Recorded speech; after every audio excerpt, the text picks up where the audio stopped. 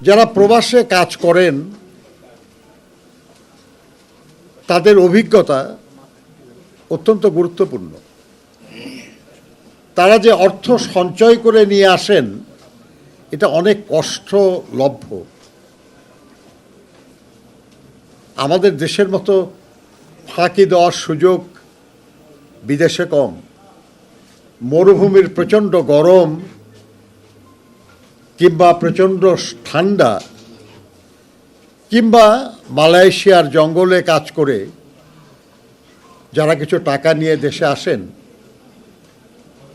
তারা যদি সেই টাকা তাদের ভবিষ্যৎ কল্যাণের জন্য যদি কাজে লাগাতে না পারেন, তাহলে কিছুদিন পরে টাকাটা শেষ হয়ে যাবে এবং আমাদের এই প্রবাসী প্রত্যাগত প্রবাসী তারা নিঃস্ব হয়ে যাবে। আমি আশা করব যে প্রবাসী প্রত্যাগত শ্রমিক দল তারা প্রবাস থেকে প্রত্যাগত প্রত্যেকটা শ্রমজীবী মানুষের স্থায়ী কল্যাণের জন্য কিছু পরিকল্পনা প্রণয়ন করবেন। দেশের আইন, দেশের প্রচলিত ব্যবস্থা, দেশে বিভিন্ন প্রতিষ্ঠানের যেসব সুযোগ আছেই অলরেডি, তার আলোকে তারা কিছু পরিকল্পনা করবেন। এমনকি তারা এই প্রস্তাবও করতে পারেন যে বিদ্যমান আইন বা বিদ্যমান বিধান বা বিদ্যমান ব্যবস্থার কিভাবে উন্নয়ন করা যায় যাতে প্রত্যাগত প্রবাসীরা উপকৃত হয়। আমি বিশ্বাস করি যে এই ব্যাপারে যথেষ্ট সুযোগ আছে, কিন্তু এই ব্যাপারে আন্তরিকভাবে কাজ করতে হবে। আমাদের আরও অনেক সংগঠন আছে যেগুলেন প্রচারণাই মূল উদ্দেশ্য। আমি অনুরোধ করব যে প্রবাস প্রত্যাগত শ্রমিক দলে যারা আছেন তারা প্রচারণা না, তারা যথার্থই প্রত্যাগত প্রবাসীদের বা প্রবাস প্রত্যাগত যাই বলুন, তাদের প্রকৃত কল্যাণের জন্য কাজ করবেন। তাদের এমন কোনো পরিকল্পনা নেওয়ার কোনো প্রয়োজন নেই যেটা সঠিক কিন্তু বাস্তবায়নের জন্য এখন সামর্থ্য নাই।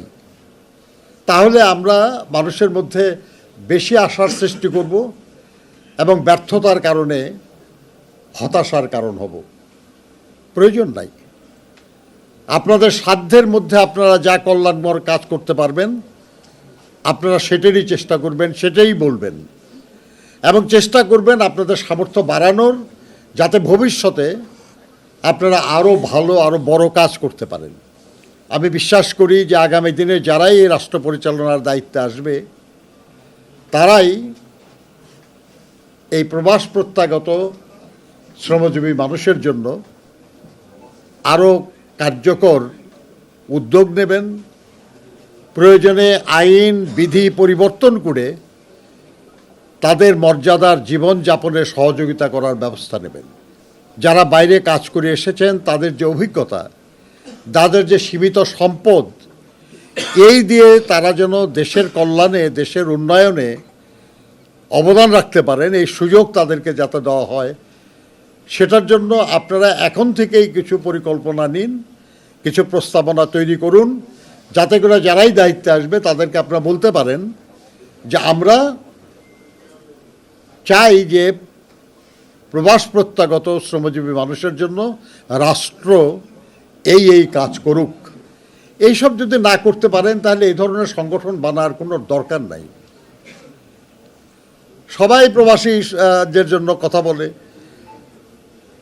আপনারাও আর 10 জনের মতো শুধু কথাই বলবেন, তাহলে সংগঠনের কোনো প্রয়োজন নাই। আমি অনুরোধ করব যে এখন থেকে 1 বছর, 2 বছর, 3 বছর পরে